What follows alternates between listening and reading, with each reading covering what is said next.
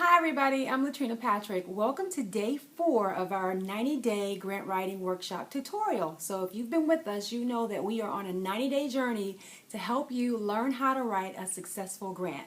Now, yesterday we talked a lot about the funding agencies and the various types of funding agencies there are, and today we are going to talk about RFAs, or what we refer to as a request for funding applications. So whenever funders have money that they want to award, what they do is they do that process through an application process. In federal government may call it a requesting for application. You'll see more commonly referred to as a RFP, which means it's a request for proposals. So these are the requirements that they outline in this document for everything that needs to happen for you to be successful at receiving their grant monies. Now, this is going to include your eligibility requirements. It's going to include how much funding they're making available, for who, for what time period. This is what I like to refer to as your Bible, because once you're in that process, especially for a federal or a state application, you really have to refer to this source over and over again because it's really long and it has all the instructions that you'll need. And so the key is to get very familiar with that before you even step forward in trying to write the actual grant. The main things that you want to be looking for when you review this document is what they're funding, how much they're funding, as I said before. You want to look at when the grant is due because you want to make sure you have a sufficient amount of time. If it's a simple grant, then that's okay, but if it's a state grant or a federal grant, it's going to take a lot more work, and you want to make sure that you're capable of doing the work in whatever time they've allotted for it. So you want to see when it's due, and you also want to see the eligibility requirements to make sure that your organization is actually appropriate for this particular program. As we talked about yesterday, you don't want to just be chasing dollars. You want to make sure that you're getting a good match. So that needs to become your Bible, and I always recommend that you go through that multiple times. I always say do a first read just to skim the highlights, and then go back and look specifically at what it is that they're trying to do, and then when you're almost about to wrap the grant up, then you want to go through there again and make sure that you've covered all the mandatory items that they listed that are a must before you can even submit the grant. So when you're talking about a corporation or a foundation grant, their process is a little simpler, but they do outline their criteria, whether it's through an RFP or whether it's through a section on their website. The main thing you want to do with corporations and foundations, though, is make sure that you have been invited to submit a proposal.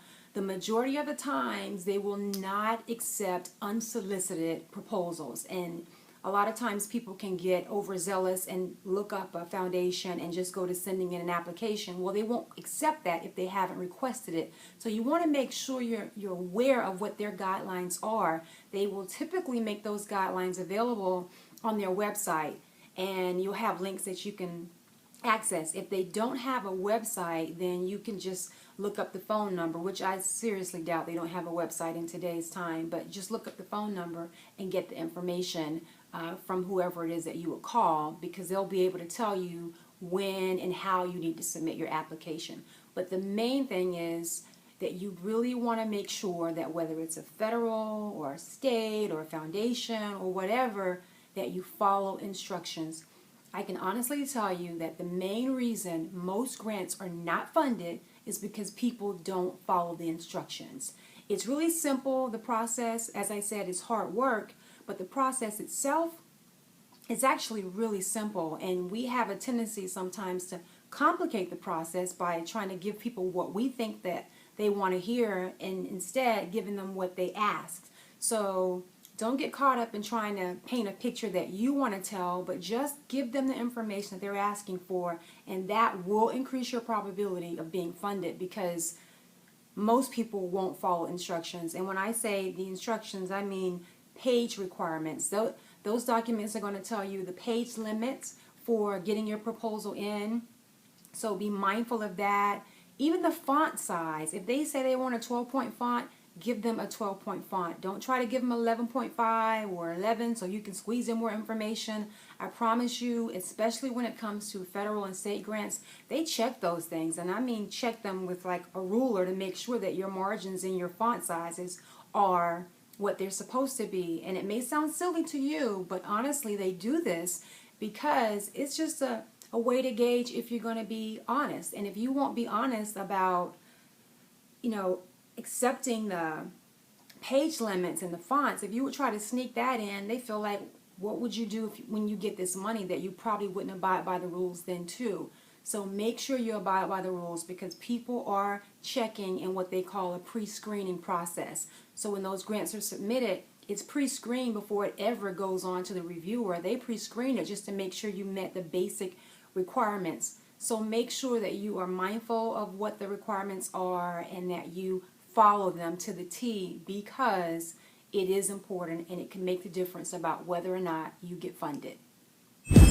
So let's talk for a second about federal grant requirements, because these are a little different than most grants. As I said before, they are much harder to get and they require a lot more work, so there are a lot more stipulations and things you have to follow. Well, the federal government has done something over the past few years to streamline the process, because they do get inundated with a lot of applications. And so now, in order to apply for a federal grant, you have to be registered under grants.gov. That is where it's like a clearinghouse for all federal grants. So all the federal agencies who award grants, they are in this system. It's not a hard thing for you to do. It's a simple process, but if you are an organization that is prepared to apply for a federal grant and you're eligible to do that, then you want to make sure that your organization is registered under grants.gov. You only have to register once, but once you're registered, you can apply for any federal grant.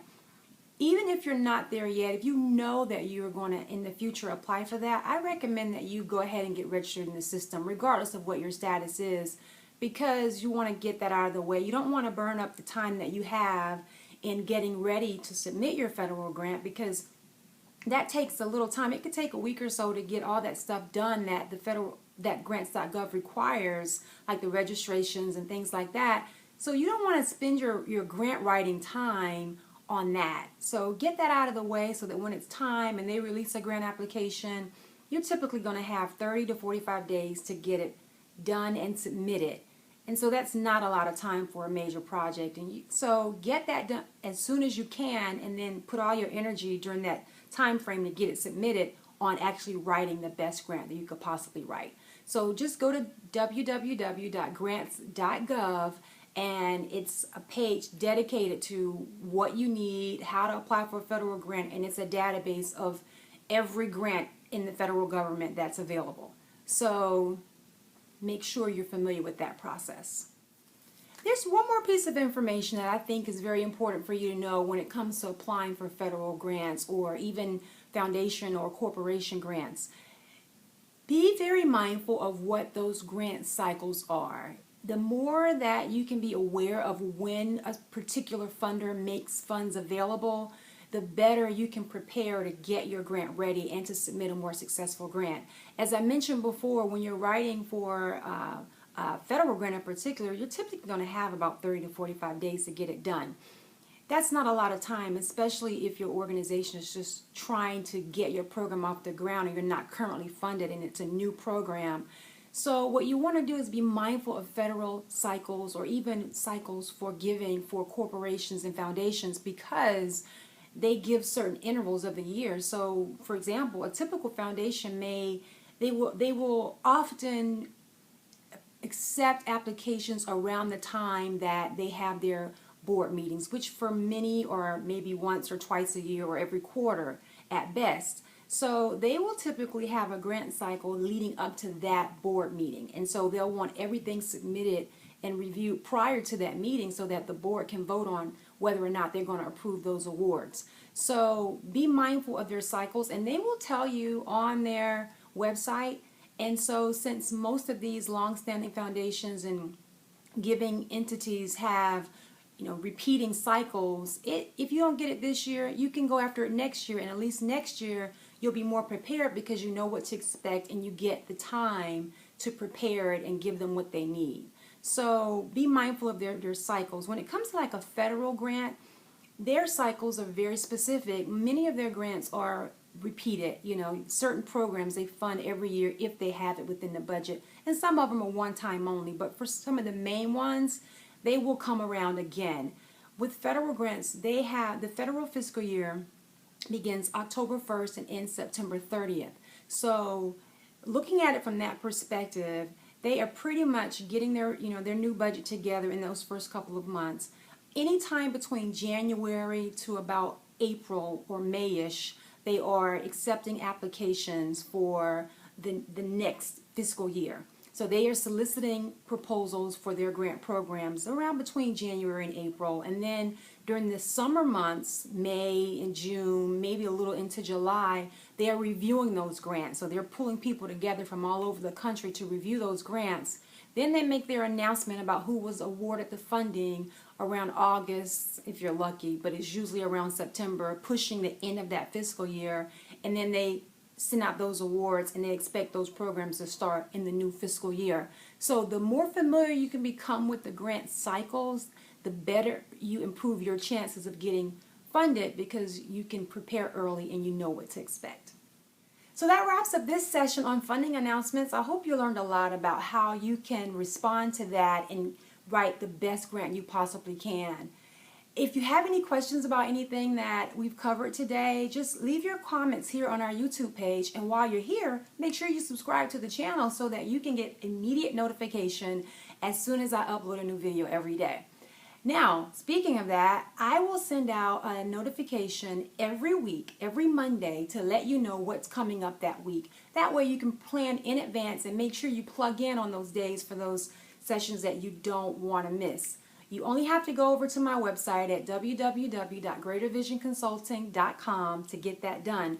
And as a gift to you for doing that, I will send you a free Grant Writers Toolkit, which has a proposal template in there, a budget sample, a letter of support sample, so that you can see how to write those letters to get support from your community partners. And you'll also have a page that's a great referral source for new grant writers to tell you all the great websites and resources that you'll need to write a great grant. So make sure you go over to the website and sign up for that so you can get your free gift. In the meantime, I look forward to having you back here tomorrow when we continue our discussion on how to write winning grants. It's been great being with you today, and I will see you tomorrow.